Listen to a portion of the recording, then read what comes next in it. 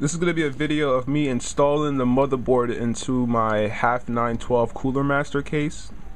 Just to let you guys know, again, this is a voiceover. This is not me talking while I install this. The reason why I'm doing this is because during the time that I was installing it, there was a lot of excessively loud environmental noise, and I didn't want that to just come into the video and, you know, annoy you guys.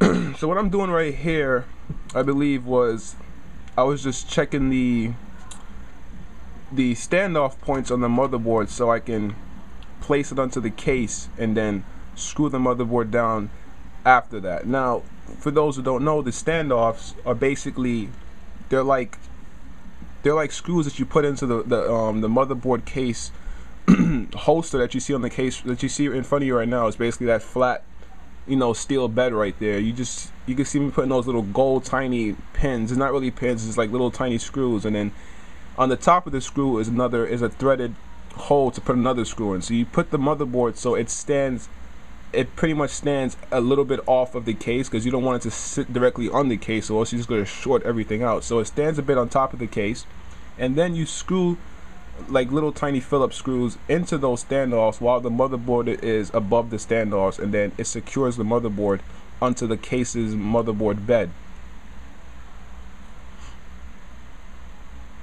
So pretty much I'm just going to install all the standoffs depending on where I saw them located on my motherboard.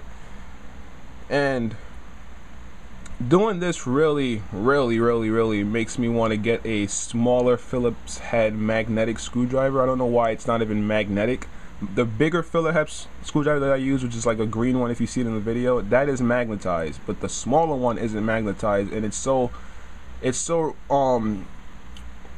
annoying that the smaller one isn't magnetized, because the smaller one obviously is going to be dealing with even smaller screws, and those are very hard to handle sometimes, especially when you're trying to dig into certain areas of the case to then install the screw. And since the screwdriver isn't magnetized, you end up dropping the screw somewhere, and that is the worst thing that you want to do when building a computer, is dropping the screw and then leaving it. You don't want to leave the screw. You need to look for that screw, because that screw could be the one little item that ruins your entire build, because it could just short out the entire motherboard if it touches the pins and along another pin that it shouldn't be touching. So this is just going to be it's still, the video I believe is still being sped up. I was just tightening up the standoffs. I was just literally, I'm not sure this is recommended, but I was tightening the standoffs with my my finger, because I couldn't find a wrench that was small enough, because these standoffs are not, you can't screw them in using a Phillips screwdriver. You got to screw them in with a wrench. So now I'm just going to install the motherboard. Oh yeah, I forgot to put the I/O shield. The I/O shield is basically, as the name says, it's a shield, but it allows you to better indicate what port does what, even though you should be able to know that by just looking at it. But that's the I/O shield that you see right there. You just snap it into the back of the case, and it pretty much protects any debris or anything from falling. If that shield isn't there, something could just fall through the back of the case and then into your computer and all over your motherboard. And I would have loved for this case, I should have gotten the 912 Plus or Advanced, but it's really not much of a big of a deal. But I would have liked that this whole case would have been like a matte black, as opposed to, you know, your old traditional silver, like steel color. But once the case, the side panels are on, you really don't see it that much unless you look at the back of the computer. And those two fans to your left right there, I moved them. I'm going to use those two fans since their airflow output are on average basically. So I'm going to use those two fans and use them as intake fans, and then buy two LED red fans, and then which have much more higher airflow, and then use those as the exhaust output fans.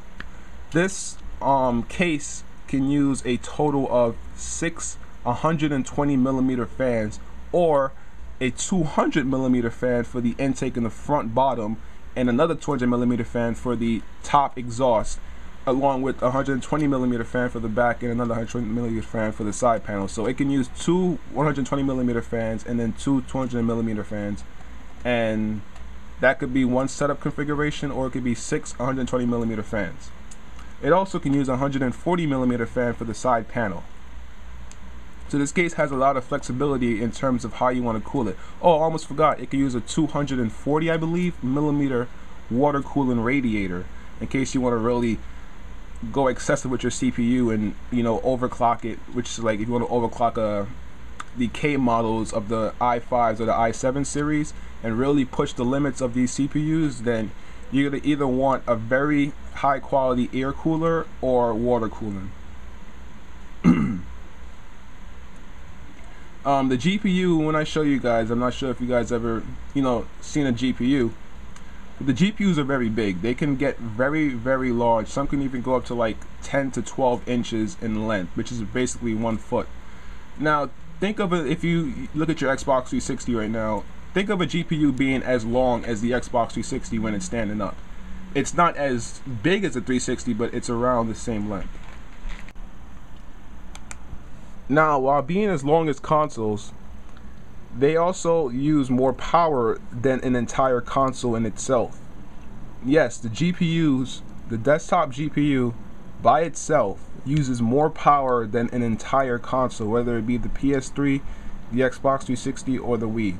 So this pretty much gives you a general idea of how powerful a desktop PC is over a console. Now, the GPU that I'm getting is an AMD Radeon HD 7850, and the reason why I chose this GPU is because it's newer technology, one. So that means that the CPU, not the CPU, the actual chip, the GPU chip, it runs on a smaller 28 nanometer process. So they're able to fit in more transistors, and as a result, it uses less power than your traditional higher mid-range graphics card, as well as giving off less heat. So in comparison, basically, the graphics card that really runs neck and neck to this graphics card that I'm getting right here in terms of the NVIDIA line is the NVIDIA GeForce GTX 570. This graphics card uses 2 PCI Express 6.6 pin connectors, so it can take up to around 300 to 250 watts on full load.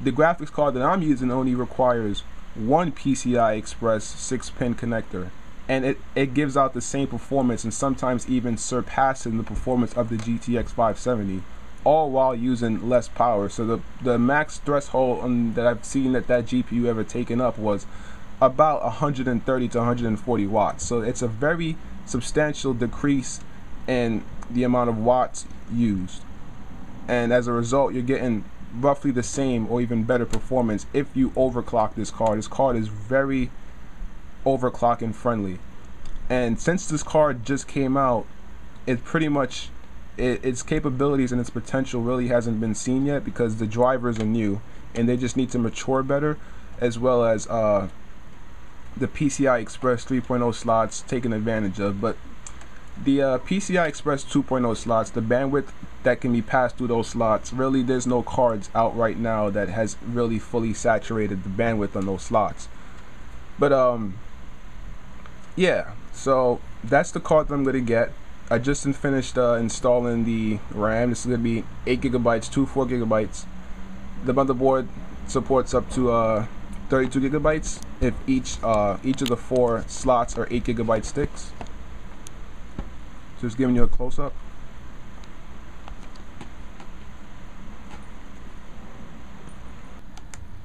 So this has pretty much been the installation of my motherboard as well as the RAM chips. I'm gonna have the hard drive tomorrow and the rest of the parts probably Monday or Tuesday next week.